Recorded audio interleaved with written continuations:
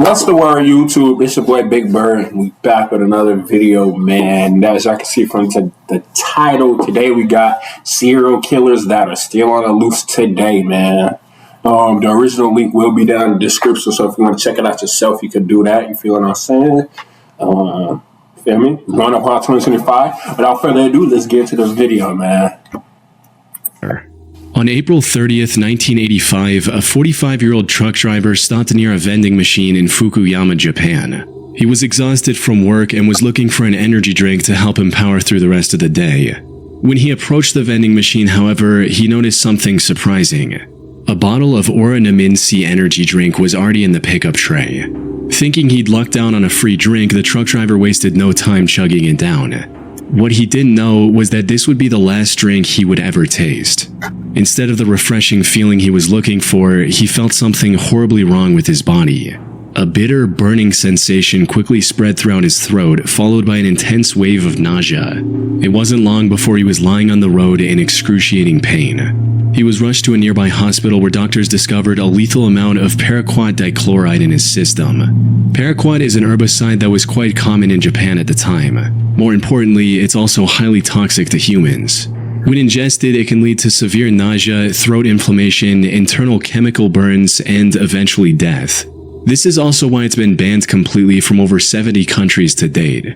Unfortunately, despite knowing the reason for his illness, there was nothing the doctors could do to save his life. There's no antidote for the deadly chemical today. See? That's why you don't, if something's too good to be true, like I say, it's often too good to be true, you know what I'm saying? But, I mean, you know when you open a drink, it makes that little, like, that sound, like when you open the seal, like that, you know what I'm saying? If the drink doesn't do that, I'm not drinking it. That's why they literally say, like, you know, when you go to the grocery store or something like that, and you buy juices and stuff, it literally says on the back of the bottle that if the seal is broke, don't drink it. Return it. Feel what I'm saying? See? But I feel him. He probably was on something like, oh, it's my lucky day. I didn't even have to spend no money. Got me a drink. Feel him? RP to that man, though. Hey, let alone back then. So, after hanging on to his life for a month, the truck driver passed away on the 30th of May, 1985. At first, investigators assumed that given the nature of his work, he might have accidentally encountered the toxic substance while on duty. However, after reviewing his haul records, they found no trace of this herbicide or anything remotely linked to it. This left them with only one conclusion: the chemical was mixed into the drink he consumed just moments before collapsing in agony. But with no leads or concrete evidence, they couldn't determine whether it was a murder or self-inflicted act, resulting in the case getting shelved for the time being. Now, while this might sound absurd today, you have to understand that paraquat was readily available in the country at the time. You didn't need any prescription or identification to purchase the chemical, leading to over 1,400 people using it as the poison of their choice in 1984 alone. In other words, the possibility of it being self-inflicted was just as high. However, just as the investigators were about to give up on this case completely, they received tragic news. Another person had fallen victim to the same poison after consuming Oranaminsi on the 5th of September. Then another 6 days later, and one more 2 weeks after that. By this point, it was clear that someone was deliberately poisoning vending machine drinks across Japan. This was the work of a deranged serial killer.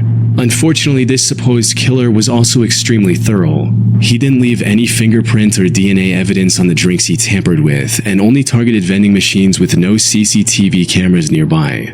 As for why his victims willingly drank the unknowingly poisoned drinks he left behind, that had to do with the buy one get one free promotion Oranaminsi was running around the time to entice younger consumers. However, since some people only wanted the one drink, they often left the second free drink near the vending machine as a gift for the next person. This was common enough that people didn't find the laced drinks suspicious and drank them without a second thought. Okay. Okay. So basically, they saying that like it was common for people to leave somebody a free drink. Okay, I'm seeing what's going on here. So of course, you're not thinking about it. You think it's a free drink because it's common, but at the same time, I'm saying though, like This is what my mom always taught me too. When you go somewhere too, once you set your cup down, if you had a party, once you set your cup down, don't pick it back up again. Get a new cup. Feel what I'm saying? But I know that has nothing to do with this kind of, but at the same time it does. You know what I'm saying? Keep you safe. But also when you get drinks, if it's already open, don't drink it. Feel what I'm saying? Like, I know it has to be something on there that with a seal, like, you know what I'm saying? Like, the seal gets broken when you trying to drink it. You feel what I'm saying? So, I don't know, man. Sadly, this method was terribly effective. By the end of the year, this mysterious vending machine killer had claimed the lives of 12 victims and had severely injured 35 more. But as I mentioned earlier, this killer was a master of hiding his tracks. He operated all across western and central Japan, as well as Tokyo, making it near impossible for investigators to pinpoint his location. The lack of evidence also made it difficult to figure out his motive. Some speculated that he was doing all this to extort money from Otsuka Pharmaceutical, the company that made Oranaminci. This is because in 1984, a group called the Mystery Men with 21 Faces threatened to poison food products unless the companies paid them money. So some believed that the vending machine killer was a copycat and wanted something similar. However, this theory didn't last very long because Otsuka Pharmaceutical didn't receive any demands or extortion letters from the perpetrator. Additionally, the killer also began using other drinks, like the drink Real Gold and even Coca-Cola. Hiroaki Iwao, a Tokyo professor of criminal sociology, proposed a more disturbing theory regarding the killer's motives. He stated, "It is not uncommon for Japanese who live under tremendous pressure, both on the job and in overcrowded communities, to let out their frustrations by hurting someone else. The person responsible may even wait around to see who buys the poisoned drink. He or she may find this is a kind of exhilarating release from the tensions of life in Japan." Nah, I'm not gonna lie. Nah, you need some help. You need some help. There's no other way to put it. You need some help. If you literally sit in there and find enjoyment of this, you right up there with the Ted Bundys and Jeffrey Dahmers. Heck, you know, cuz we ain't doing that one. But even if this was the truth, it still didn't bring investigators any closer to catching the suspect. Left with no other options, the authorities turned to the public and launched a nationwide campaign on the 27th of September. They placed signs and distributed leaflets telling people to avoid suspicious free drinks and to properly inspect the cap seals on their beverages before consumption. They also instructed vending machine owners to investigate their stock for any anomalies and told chemical shops to monitor their customers more closely. It's unclear how effective this campaign was, as the number of victims kept increasing even after its launch. But then something unexpected happened. On the 17th of November, the murder spree stopped completely after the death of a 17-year-old girl. She was the only female to have died from the poisoning. It's possible that the person who committed these atrocities had a moral code against harming women, though that's nothing more than a baseless speculation. Due to the complete lack of evidence, the vending machine killer was never identified, cementing this case as one of the most chilling, unsolved mysteries in Japanese history. Little Rock serial stabber. On April 11, 2021, the Little Rock Police Department received a distress call from South Pulaski Street regarding a potential homicide. When they arrived at the scene, they found a middle-aged woman lying on the street with stab wounds all over her body. This woman turned out to be 41-year-old Deborah Walker. She was homeless at the time and was living on the streets when this incident happened. She was quickly taken to the hospital where medical staff discovered that she had been stabbed at least 15 times. Despite lying on the street, bleeding for what may have been hours, she miraculously survived and managed to regain consciousness the same day. Investigators also visited her in the hospital. Yeah, angels around her 15 times, and then you recover, like you wake up the same day? Hey, yo. Hospital to gather any information she could provide about her attacker. Unfortunately, she was attacked somewhere between 1 and 4 a.m. It was still dark outside, and all that she saw was that her attacker was a tall, African-American male with a slender build. Now, in most other similar cases, such limited information would hardly be enough to generate any leads. But in this instance, the description Deborah provided left the investigators in disbelief. That's because her attacker's profile closely matched the perpetrator of another incident that took place about 8 months earlier in the surrounding area. The victim of that incident was 64-year-old Larry Eugene McChristian. He was living in Little Rock with his daughter Sarah, who was on probation at the time. On the 20th of August 2020, he had a medical emergency and was taken to the hospital in an ambulance. He was discharged from the hospital the next morning. However, when the hospital staff tried to contact Sarah so she could pick him up, she wasn't answering her phone. So they gave Larry the information about a nearby homeless shelter and a bus token to get there. Later that day, Sarah came to the hospital looking for her father, only to learn that he'd been discharged hours ago. She then reached out to the homeless facility Larry was told about, but they didn't know anything about his whereabouts either. The only option she had was to file a missing persons report and wait for the police to find Larry. 2 days later, on the 24th of August, Sarah received the call she was waiting for. Tragically, it wasn't the news she had hoped for. According to the official report, the Little Rock Police Department found Larry's body on South Gaines Street at around 2 a.m. They identified him by the hospital discharge papers he had on him. More importantly, he had multiple stab wounds on his body and was unfortunately already dead by the time the police arrived. His death was declared a homicide, and the investigators began looking for clues almost immediately. This proved quite impossible at first, since there were no witnesses and there wasn't anything that could be used as evidence at the crime scene. However, after inspecting the surrounding houses, they had a major breakthrough. The CCTV camera outside a nearby house had captured the suspect walking down the street when suddenly he spotted. See? You're gonna get caught eventually.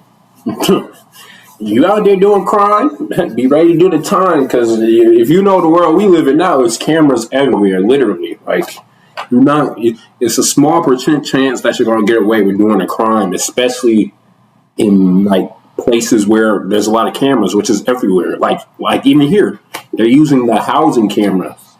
They be using people's Ring cameras now to catch people. You feel what I'm saying? So, think about what you're doing. Spots Larry and begins walking towards him. After committing the crime, he tries leaving the area, only to stop, go back, and stab Larry one last time before fleeing. As mentioned earlier, this man matched the profile Deborah gave to the police, leading investigators to believe she was attacked by the same person. While looking into older cases, they also connected the same killer to another murder that happened in the area on September 23, 2020. The victim of this incident was 62-year-old Jeff Welch, another homeless man who was living in an abandoned home. On the morning of that day, Jeff's friend found him on the porch of his house with a stab wound on his neck. By this point, the investigators knew they were dealing with a deranged serial killer. However, just as they uncovered the connection between the three attacks, another tragedy unfolded. On April 12, 2023, a day after the attack on Deborah Walker, another one of his victims was found on the Wright Avenue overpass. The only thing in common with these four attacks was that they all— Bro, they're all homeless, bro. Man, that's messed up. I ain't gonna lie, bro. You gotta be a different type of evil, bro. Different type, because, bro, I think he's gonna say they're all homeless. That's what I'm guessing. But, bro, so far, all the cases he said, they've all been homeless. Like, they already got it hard. Pause. But, like, homeless people out of all the people, like, first of all, you shouldn't be, Xing off anybody, you feel what I'm saying? But, like, homeless people, bro, come on, bro. You're a different type of evil, bro, and you're weak. Involved homeless individuals, and they all happened between 1 and 4 a.m. There seemed to be no clear pattern on how the perpetrator selected his targets. This left the Little Rock community terrified to leave their homes, fearing they might become the next victim of the serial killer on the loose.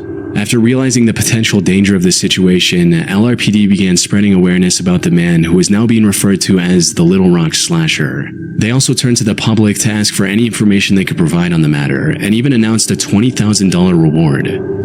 We also need your help. If you have seen anything suspicious or have surveillance cameras on your homes or businesses in this area, please contact us at 501. Unfortunately, despite having CCTV footage of the suspect, the Little Rock Slasher was never caught. The case remains a mystery to this day. Or at least that's what the official reports say. While researching this case, I came across an Arkansas-based blog called the Snarky Media Report. The authors of this blog did their own investigation into the slasher case, and what they found was shocking to say the least. Put simply, they claim to have found the true identity of the killer after talking to multiple locals and Deborah, who, according to their blog, already knew the identity of her attacker. They also uncovered many details about this supposed killer, including his criminal record, which reveals that he has already served 2 prison terms in Arkansas for felony convictions of domestic violence. Also, his history with drug abuse and how it made him very agitated and violent. The authors of this blog also claim to have contacted the alleged killer's previous landlord, who gave them this image of the perpetrator. Which begs the question, if they know so much about the slasher, including his legal name, why didn't they give this info to the police? That's where the case goes from creepy to bizarre, since, according to them, they've already given everything they had to the relevant authorities. Despite this, the Little Rock police didn't make any progression in catching the serial killer. Snarky Media also published a video of the Little Rock mayor and police chief refusing to answer questions about the case. This seems to hint at something incredibly shady going on behind the scenes. That said, there's no way for me to confirm if the authors of the Snarky Media blog are telling the truth. For all we know, their whole investigation is made up, and this is just some random guy who has nothing to do with the 4 attacks, and it's all a ploy to make the Little Rock... Imagine they telling the truth, though. Imagine they really telling the truth. And the police ain't doing nothing about it. That would be crazy. That would be crazy.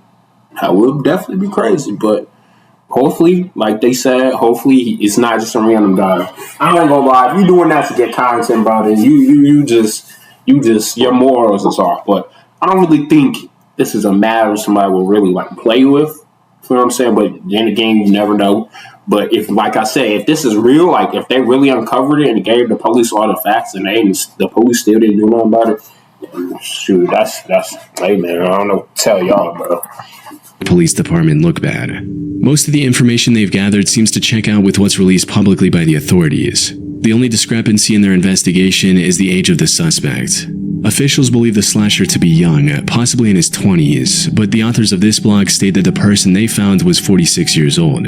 Unfortunately, this is where the leads end. Whether Snarky Media is telling the truth or not remains uncertain. What is certain, however, is that the case remains unsolved to this day. The Little Rock slasher is likely still out there and can continue his murder spree at any moment. Thanks to Trade Coffee for sponsoring this video.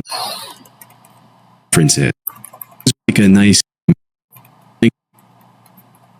friends in the Dapper Dog Bar in Manhattan. During this time, he likely drank more than he could handle, resulting in him throwing up in the bar's bathroom before leaving in a highly unstable and disoriented state.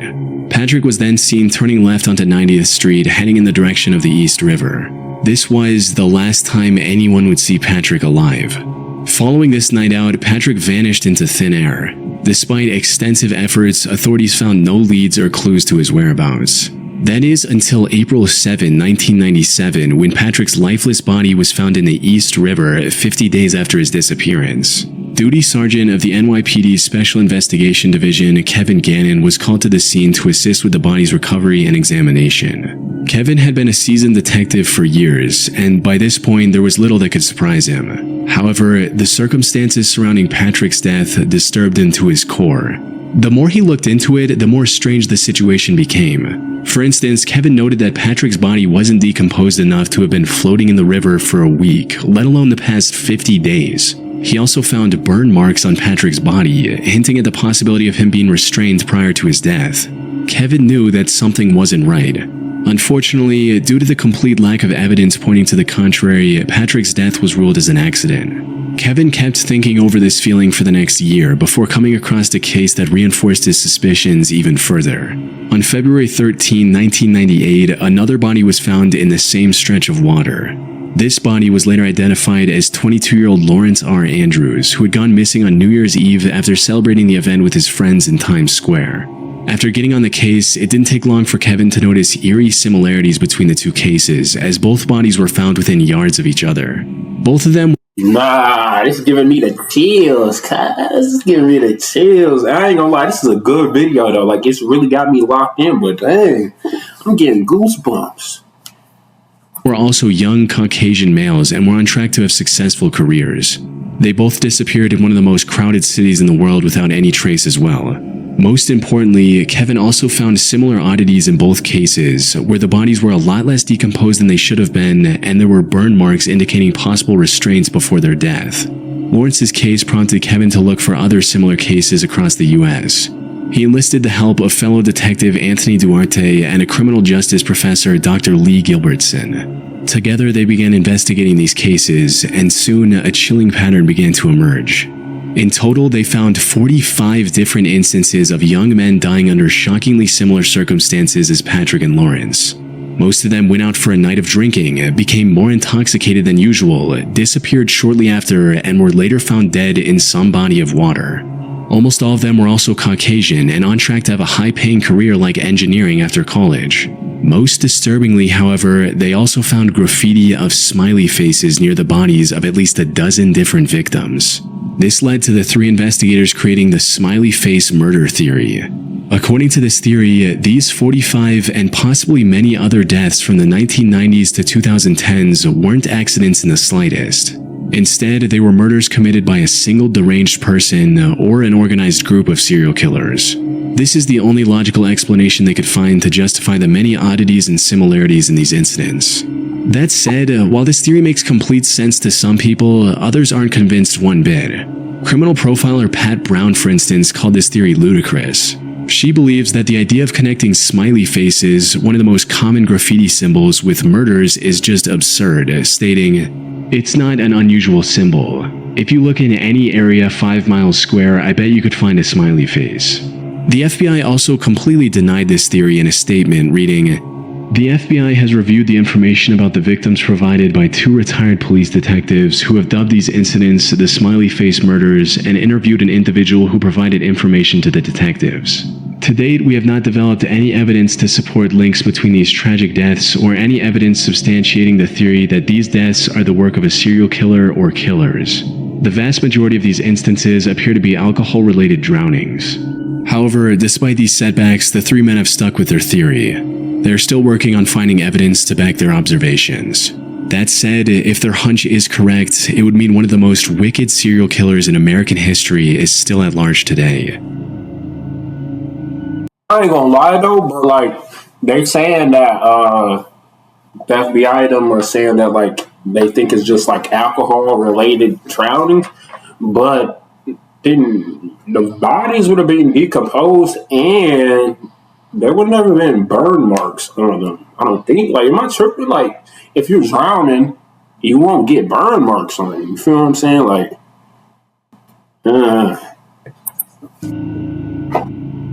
I-70 killer.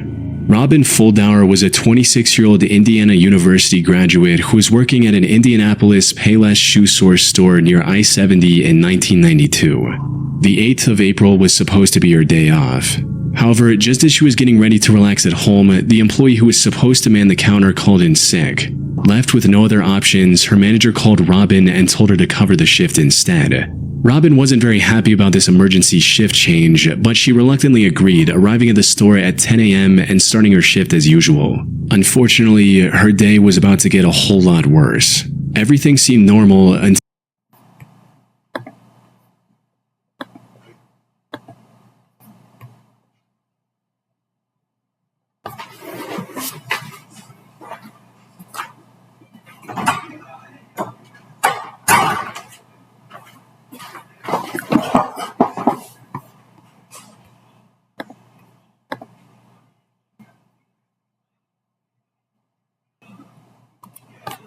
until 2 p.m. when the manager called the store for a routine check.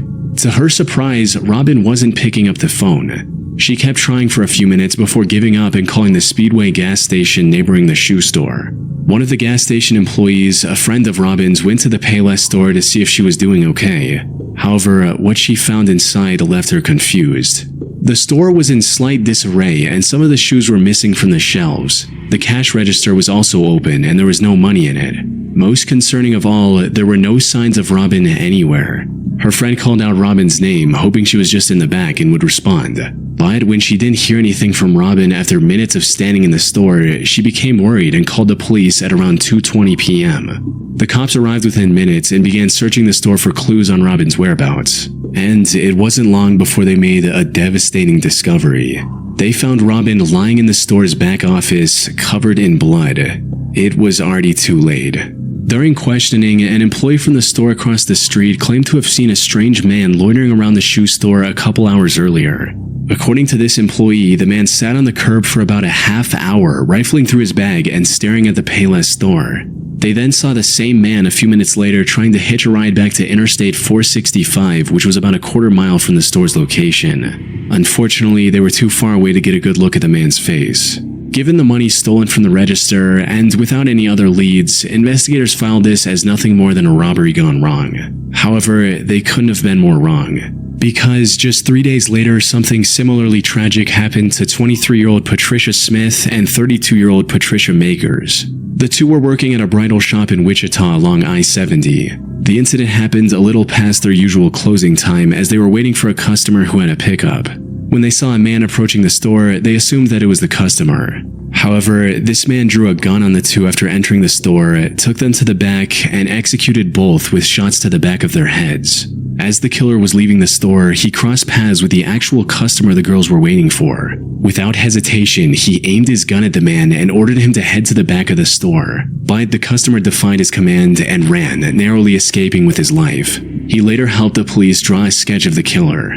Unfortunately, the sketch didn't provide much of a breakthrough. By this point, the authorities were certain they were dealing with a serial killer, but despite their efforts, the killer's spree continued. By May 7th, he had taken 3 more victims in small, low-traffic stores along the I-70 highway. By the time investigators managed to compile a few more sketches, the I-70 killer stopped his quest and went into hiding. That is until 1993, when he claimed 3 more victims along I-35 in Texas. He tried to hide his identity by changing his weapon, but the investigators were quick to notice the similarities. One of his victims, Vicky Webb, also managed to miraculously survive after getting shot in the neck. If he were ever caught, Vicky's testimony would have been crucial in bringing him to justice. Though, the I-70 killer was never found, and the case went cold for nearly 3 decades. However, then, in 2021, investigators released CCTV footage of a murder that happened in 2001. The suspect in this footage looks strikingly similar to the I-70 killer sketches, potentially giving authorities the lead they need to finally catch him. It's likely only a matter of time before he runs out of places to hide and is captured. But for now, he's still out there, evading police and leaving the case unresolved. We can only hope he doesn't take any more victims in the meantime.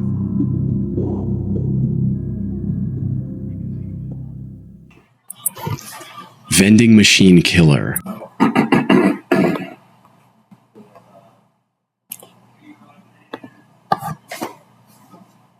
Well, there y'all have it, man.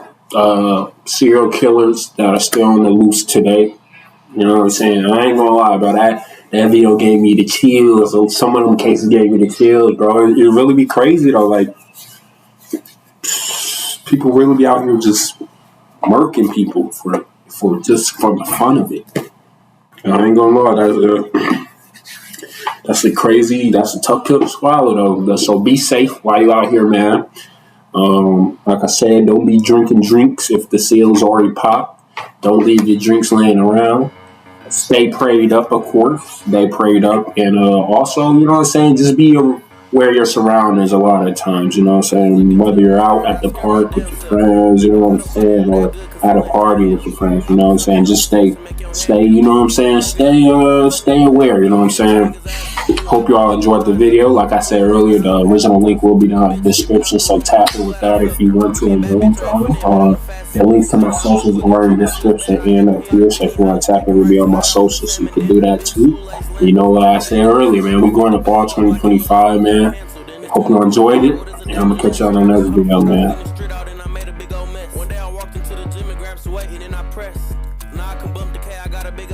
And my back stronger. If my mama want that range, I gotta stack longer. I've been going through some pain to make my cap stronger. Really think it helped me find my lane, now I'm a rap songer. Put the Cadillac on V, got the